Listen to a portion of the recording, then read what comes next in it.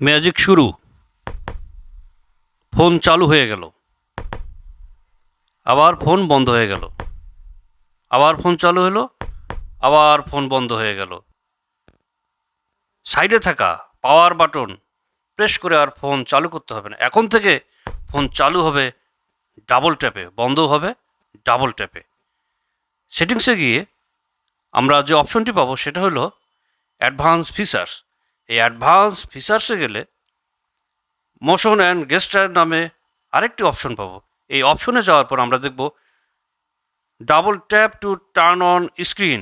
আমার স্ক্রিনটি অন ছিল, আমি অফ করলাম, করে আবার অন করলাম। এরপরে double tap to turn off screen, এটাও অন ছিল, অফ করলাম, আবার অন করলাম। এই কাজটি করতে হবে, করলেই আপনার কাজ শেষ। এটা আমরা অন্যভাবেও পেতে পারি। সার্চ অপশনে গিয়ে ডাবল ট্যাপ লিখলেই আমরা সেটা পেয়ে যাব। পেয়ে গেলেই নিচের দিকে দেখবেন double tap to turn off screen, আবার double tap to turn on screen. এই